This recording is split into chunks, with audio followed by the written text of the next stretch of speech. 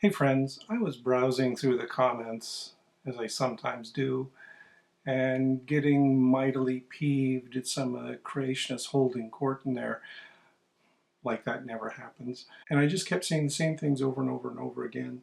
So I thought I would take a moment to address, first of all, some obnoxious creationist behaviors, and secondly, to actually try and answer the questions. Because they do have questions, even if they say they don't. So, let's get into some of these comments here. And I've just mentioned first, I'm taking all these comments from one commenter just for convenience's sake. But there are multiple people who do this, and this is a really common sort of approach they take. So, here's one of their more common tactics. It's called the grand pronouncement. This is the comment. Natural selection is based on an underlying state of being defined as chance, if I understand atheists correctly. You can even underpin it with 63 fundamental particles and 10 or 11 dimensions. Life is much bigger, and science doesn't have a clue about how it began. To explain why that first sentence is so annoying, he made this comment on a video titled, "Selection, It's Not Chance." So right away, here's one big problem. They don't listen. They waltz into the conversation with a declaration, not caring what has already been said, and they're not going to pay any attention. Second problem, my video wasn't about atheism. I am an atheist, but it was about natural selection. Besides, no, he does not understand atheists correctly. Third, he makes a bizarre non sequitur about the number of fundamental particles. Sorry, I wasn't talking physics. I am not Jordan Peterson. I don't pretend to be a physicist. So it's an irrelevance. Besides, the number of fundamental particles is a mess to sort out. Do you count particles and antiparticles? Do you consider handedness, up versus down, and color parameters to constitute completely different particles? I don't know. But I do know I couldn't find any source that said the number was 63. Also, I thought it was 11 or 12 dimensions. But again, what do I know? I am not a physicist. All I can say is I know more than a creationist, but that's a low bar to clear. It's weird. It's the "Oh Lord, oh, you are so big" argument, but in this case, his bigness is the number 63. Fourth, what do you mean? Life is much bigger. That makes no sense. Life is made up of those fundamental particles, so telling me how many there are and then telling me life is bigger is pointless. Is he trying to say that life is 64? You might as well announce that computer science is really tiny because it only deals with ones and zeros. And finally, a typical one. Science does not have a clue about how life began. This is not true at all, as I will explain. I told him that his little pocket pronouncement made no sense and was wrong in all of its details, so he replied with another common creationist tactic, the unanswerable question. Okay, so let's start with how life began. Give me the scientific version. So, in a YouTube comment, I'm supposed to give him a complete summary of basic chemistry and biochemistry and geochemistry. Bang, just like that, on his demand. And they like to call scientists arrogant. Now, here's the thing. This guy's already demonstrated that he's pompous and ignorant. I don't mind answering questions at all, but consider the scope. I've spent most of my life studying biology, and he has spent no time at all, which is readily apparent, and is only here to disparage it. And he horks up this immense, complicated question like I'll just summarize it in a few sentences, which I know from past experience he will simply dismiss. You can ask me for something I'll happily give, but not if your plan is to look down on it in your sublime ignorance and throw it away. That's just rude. I told him to go read a book. Something like, this one by Nick Lane. This would be a good choice to read if you're interested in the origin of life, more modern theories. You see, you have to have at least a minimal knowledge of simple chemistry before we can talk about more complex chemistry.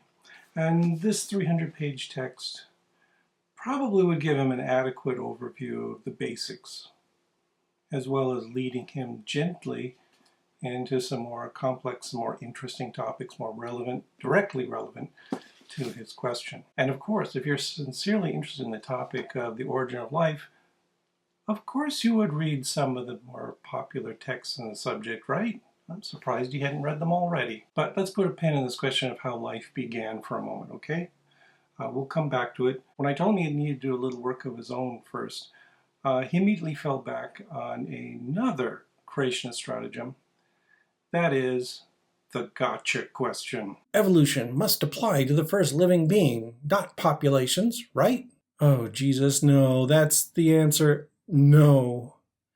Evolution is a process that works on the level of populations. It doesn't even make sense to talk about individuals evolving. So I told him to go away. He was obviously typing with his ass. I was kind of fed up already with a guy who starts by declaring his brilliance by counting fundamental particles, who is now asking stupid gotcha questions that our freshman students could answer with one semester of intro bio under their belt. But he wasn't done. No, sirree, he was not done. He had to crank up the obnoxiousness a little bit more. Answer the question, Bob. It is simple. Did evolution and natural selection apply to the first living being? Yes or no? And that's when I banned him. Bob? Seriously? And demanding that I answer his trivial question built on faulty premises, and no doubt with a handy spring-loaded clueless rebuttal no matter which way I answered? No thanks. So many of these engagements with creationists are games they've contrived to feed their ego. So let's unpin that big question from before. That is, how did life begin? I'll try to give you a general answer, and you do have to kind of do your chemistry homework to understand the details, but I'll avoid the big details for today. And along the way, I'll try to answer that second question. How did life begin? I have two answers to that. And the first answer is, I don't know. And the second answer is, I do have a general idea. So I do know. It's complicated because both are correct and both are appropriate. Nobody knows a lot of the details. There are huge gaps in our knowledge and a lot of interesting questions left to answer, which is why this is an exciting field to pursue. This is a matter of honest inquiry, which scientists are really good at, but creationists, it turns out, don't really know how to do it all. The answer is we understand the general trajectory of life on Earth, and we can trace everything back to a reasonable, if general and incomplete answer that gives us the broad outline of the process. And so we do kind of know, but at the same time, if you're going to nitpick, you can charge in there and find something where you disagree and say, you don't really know every detail. I'm going to use a metaphor here. This is a photograph of the aftermath of a rock fall. I was not there. I did not see the fall. I have not seen a video of the event, but I'm confident to the point that I'd say I know that these rocks tumbled down from a point above the roadway. There's all the evidence of the terrain, the rubble, the position of the rocks. There's past familiarity with this phenomenon. If I were a geologist, I am not a geologist, I could match the rocks to similar features in the strata above. I could find the scars of the fall on the mountainside. I took this from an article that talked about multiple possible causes. It says could have been caused by rainfall infiltration, erosion of surrounding material during heavy rainstorms, the freeze-thaw processes in cold climates, chemical degradation or weathering of the rock, and root growth or leverage by roots moving high winds, and seismic ground motions. This article also mathematically modeled rock falls to help predict and prevent such incidents. Now, I'm going to boldly say I know how this happened, even though I don't know all the details. I haven't tracked every bounce and crash and crack, don't know which of the possible mechanisms actually triggered the fall, and you could try to focus on the bits I don't know, but that won't salvage your hypothesis that the rock simply materialized in situ one morning, or that a god giant picked up boulders and threw them there to protest gay marriage. Those ideas have no precedent and no evidence. Telling me that I can't be sure whether it was freeze-thaw or growing plant roots that triggered the fall does not help your case in the slightest. This is precisely analogous to the situation with the origin of life. We know the broad strokes. We know the early Earth was a ball of hot rock, that as it cooled, water precipitated to form oceans, and that geochemistry led to the formation of simple organic molecules. The first fossils are mere chemical smudges that show chirality. We later find tiny single-celled microorganisms, bacterial in appearance, and gradually enough microorganisms populate the planet to a degree sufficient to change the chemistry of the oceans and atmosphere. Photosynthetic organisms suck down CO2 and pump out oxygen. Just like that rock fall, we didn't witness it directly, but we find the scars of these changes in the precipitation of iron oxides in the red rocks of the Iron Range and the slow accumulation of chalk deposits. We find tiny fragmentary shells in the sedimentary rocks from 550 million years ago, and then we find the whole skeletons of larger animals in the Cambrian. We're living in the aftermath of these colossal, slow changes that occurred over billions of years. There's no denying that it happened, and it's actually a good question to ask how it happened. Unless your plan is to ignore the evidence of the real mechanisms because you're emotionally committed to the idea that it had to have been poofed into an existence, or that an intelligent being guided it all, which would require you to ignore the parts of the story we do have. If you're sincere about it, you have to start with chemistry. Life is chemistry, a narrow but complicated subset of chemistry, and nothing more. Every year in my cell biology class, I ask students to define life, and we end up with a long list of attributes on the whiteboard. Usually the first thing to be mentioned is replication, but others end up there too. Growth, responsiveness, homeostasis or stability, and metabolism, or the ability to break down chemicals for energy, and to use that energy to synthesize new chemicals. One of the secrets to understanding the origin of life is to realize that all those properties didn't arise all at once. We didn't leap all at once from an empty ocean to a swarm of E. coli. If we go back to the early Earth and the era when life first arose, it's specifically the domain of geochemistry. I'm going to parrot the work of Bill Martin and Nick Lane here, in that the key question here is not how replication evolved, not where DNA came from, and not how membranes appeared, but what's the source of energy to drive the evolution of all those later processes? It's the biochemical equivalent of follow the money. We should follow the energy. And on early Earth, the source was geochemical energy, which means if you want to know anything about the origin of life, you should know something about basic principles of cellular metabolism. You need to know some basic biochemistry. That takes at least 3 months of study just to get the bare minimum, so I'm not even going to try. Let me paint a minimalist picture of what's going on. Our cell or protocell is going to take a rich compound like sugar and is going to oxidize or burn it. Not all at once though, in a great big whoomph of fire, but slowly in a step-by-step process that gradually breaks down the compound by extracting electrons from it. Ultimately, that's what it's all about, pulling electrons out of a substrate, lowering its energy state, and using those electrons to elevate the energy in other simpler compounds that you can later use in synthetic pathways. The cell just wrings every scrap of energy, every electron it can, to make generically useful small molecules like ATP, mentioned here, or reducing agents like nicotinamide adenine dinucleotide, or flavin adenine dinucleotide, NAD or FAD, the coinage of cellular reactions. Here's the real picture where we often start in cell biology.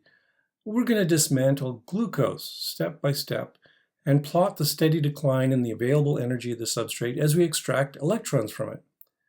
So it starts with a 6-carbon molecule, glucose, and we split in half to make 2 3-carbon molecules, pyruvate, using the energy in that bond to make ATP and to reduce NAD. Then we split the 3-carbon molecule into a 2-carbon molecule, acetate, and CO2, and we extract electrons. The acetate is shown here bound to a cofactor called CoA, which carries it into a mangle called the citric acid cycle, which will tear even more electrons out of it. Don't worry about the details. That's what you need to take biochemistry for, okay? I want to point out one thing. At the origin of life, there wasn't a significant amount of glucose around. Glucose is something cells make. Instead, look at the steps in the middle. We can start this whole business of energy extraction with pyruvate, the 3-carbon molecule, or acetate, the 2-carbon molecule. Carbon-carbon bonds are energetic, and we can rip electrons out of them to fuel other cellular processes. We don't have to start with glucose. Early life could have, and definitely did, use other chemical compounds with energetic bonds. Where could those rich chemical compounds have come from? This is where we get excited about the potential of deep sea vents. The ocean is full of water, and water contains electrons, but in a fairly low, inaccessible energy state. At volcanic vents, we have lots of energy. Percolating water over the minerals in the seabed, cooking at high temperatures, generates new compounds like sulfides that are rich in excited electrons, which can then be extracted and used in biosynthesis. And they are. There are bacteria that get their energy by breaking down sulfides in black smoker chimneys and deep sea vents. And then there are, for instance, tube worms that thrive on the bacteria. There is even more potential in vents that are not located right in the heart of volcanic activity. White smokers are sites where hydrogen is split from water by mineral catalysis, bubbles to the surface, and reacts with dissolved carbon dioxide, producing acetate. Remember acetate? That's that 2-carbon molecule that cells can wring electrons out of. So here's a natural source of an organic molecule that can drive biochemical processes. It's free energy for the taking. As a bonus, the mineral structure of white smokers is porous and full of tiny reaction chambers. A rich chemistry just diffuses upwards, fueling primitive chemical reactions that build up increasingly complex substrates over time, creating an opportunity for other properties of life, like replication and lipid membrane synthesis, to emerge later. And then as these self-sustaining chemical reactions break free in bubbles of lipid, they lose that hydrogen source, so they evolve new mechanisms for generating gradients. In this example, they evolve a sodium proton antiporter, SPAP, which allows them to swap sodium ions for hydrogen across a membrane, recreating the energy source that protocells primitively used. If you look in modern cells, your cells even, this is a primary source of biochemical energy. Your mitochondria set up proton gradients that flow across membranes to generate ATP. Now I have to return to that other part of the question, which is, does evolution apply to the first individual and not populations? And why was that a bad question? For 2 reasons. The first reason is that evolution by definition is a process that operates on populations. It happens to populations, not to individuals. So right away you should say that makes no sense. There was never any first individual. That seems to be a tough concept for a lot of people, including creationists. There was, for example, no first man and first woman. There was a population of a species we couldn't classify as strictly human, that gradually among its diverse members acquired the properties that we now retrospectively use to class as human. This is a tough one to accept for people who insist there had to be an Adam and Eve. It's also tough because there was no instant where the populations switched from being human-like apes to ape-like humans. You can't draw sharp lines on a pattern that is a continuum. When we go back to the origin of life, this also wasn't a solitary, unique event. There were uncountable numbers of these chemical reactions happening all over the planet, and they mingled and mixed and matched, and gradually spawned populations of more efficient chemicals that imperceptibly blurred into a diverse population of true cells that we'd unambiguously call life. But there were no sharp boundaries here either. I know some people think that's a problem with evolution, that we don't see dogs giving birth to cats, but it's actually the case that we predict and expect fuzzy, gradual transitions, and that's what we see. I'm going to close by giving some advice. I'm happy to answer questions, but there are limits to what I'll answer. First, don't demand, ask. You don't have a right to demand my time. I'm happy to help people learn, but no, you don't get to just come up to me and say, you have to answer this question right now. Second, ask a sincere question. I can tell when you've made up your mind beforehand and are just asking some question that you are confident is completely unanswerable, so you're hoping to catch me and hoping to stump me. That's not how you do a dialogue, okay? Ask a real question, one that you honestly would like to know the answer to. Third, do some homework. There's a lot of basic stuff you can just Google and get the answers to. You don't have to ask an expert So why are you wasting my time? And yours as well. I can assure you, Google would be much swifter and also would not be at all snarky like I would be. Or actually, you should do a fair amount of homework. Uh, if you're sincere, if you're really honestly interested in this topic, shouldn't you have done some reading? Shouldn't you have at least tried to look into the literature? I mean something other than reading the Bible or reading a creationist textbook, because those are not valid. They don't apply to this particular question. No, really, go and find something general, easy to read, that covers the basics first, and then you can start from an informed foundation. So, for example, let's see. Yeah, go read some of Sean B. Carroll's work. He's got a whole bunch of books out there, and they're wonderful. They just take a very general, basic approach. We use this particular one in our introductory biology course. It's fantastic. Yeah, any creationist could benefit from this. Alternatively, let's see. Oh, I have so many things here in my office. Go watch a video. There are some excellent videos out there that cover the basics of the topic. This one is Neil Shubin's Your Inner Fish, which was put out by PBS. But you can also go to the HHMI Biointeractive site, and they have loads of free DVDs that they will happily send you to cover advanced topics and introductory topics in evolution and biology. Or sure, the origin of the species, that's out there as well. Or if you don't feel like making that much of an investment, open up a newspaper. People like Carl Zimmer are writing some excellent, short, digestible science articles. You can just open those up and read them, and then you're getting the basics, and you might actually come up with some interesting questions. When I read them, I come up with questions for myself. So, then we can have an honest discussion of these topics. And fifth, don't call me Bob, all right? Okay. Thanks. I'm sure there will be more creationist nonsense that gets me irritated that I'll talk about some other time. So stay tuned and listen for more. Talk to you all later.